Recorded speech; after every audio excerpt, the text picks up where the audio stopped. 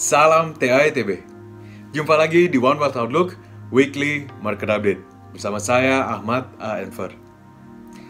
Bank Indonesia mempertahankan kebijakan suku bunga acuan tetap di level 3,5% pada rapat Dewan Gubernur di minggu lalu, sejalan dengan antisipasi kami. Dengan demikian, Bank Indonesia telah mempertahankan suku bunga di tingkat terendah dalam sejarah selama 17 bulan berturut-turut sejak Februari di tahun lalu. Tentunya, kebijakan tersebut cukup berbeda jika dibandingkan dengan mayoritas bank sentral utama lainnya seperti di Amerika Serikat, Eropa, dan bahkan secara regional, di mana siklus kenaikan suku bunga yang agresif telah dimulai dalam beberapa bulan terakhir. Sehingga menjadi menarik untuk diperhatikan adalah alasan dibalik keputusan dari rapat Dewan Gubernur Bank Indonesia di minggu lalu. Setidaknya terdapat dua faktor utama, yaitu inflasi dan pertumbuhan ekonomi. Menilik perkembangan inflasi di dalam negeri, tekanan harga telah meningkat sejak pertengahan tahun lalu dan bahkan telah menembus batas atas target Bank Sentral pada bulan Juni di level 4,35% secara year on year. Bank Indonesia pun mengantisipasi bahwa inflasi berpotensi untuk terus bertahan di atas 4% di tahun ini. Terlepas begitu, perkembangan inflasi inti yang pergerakannya dipengaruhi oleh faktor fundamental dan tidak mengakomodir fluktuasi pada harga pangan ataupun energi, inflasi inti tercatat tetap terkendali, terakhir di level 2,63% secara tahunannya di bulan Juni. Kedepannya, inflasi inti pun masih diantisipasi akan tetap bertahan di kisaran target 2 hingga 4% Bank Indonesia. Faktor kedua adalah perlunya untuk terus menopang pertumbuhan ekonomi domestik.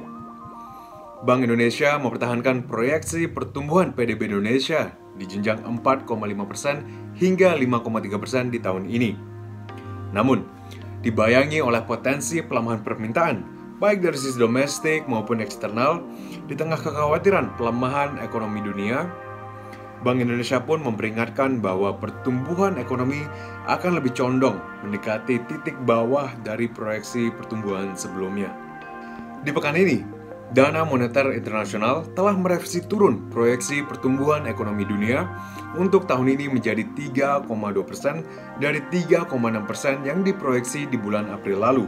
Sementara ekonomi Indonesia diantisipasi akan mampu tumbuh 5,3%, turun 0,1 persentase poin dari proyeksi sebelumnya. Lantas bagaimana prospek pergerakan suku bunga ke depannya? Kembali kami sampaikan bahwa di tengah semakin variatifnya tekanan eksternal dan perlunya untuk terus menjaga ekspektasi inflasi dan nilai tukar di pasar, terdapat keuntungan yang bisa didapatkan dari kenaikan suku bunga yang lebih cepat daripada lambat.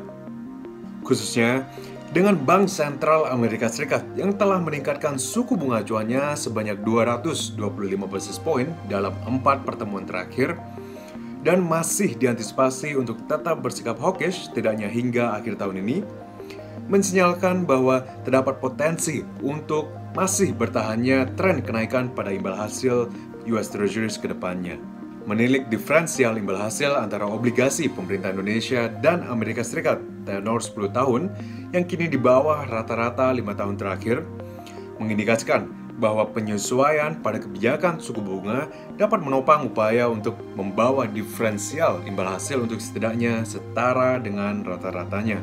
Lebih lanjut, selain perlunya untuk menjaga ekspektasi inflasi yang telah melebihi 4%, kenaikan suku bunga secara bertahap diantisipasi tidak akan secara signifikan menekan momentum pertumbuhan ekonomi, khususnya mengingat proporsi utang terhadap PDB Indonesia yang masih relatif rendah dan terkendali sejauh ini.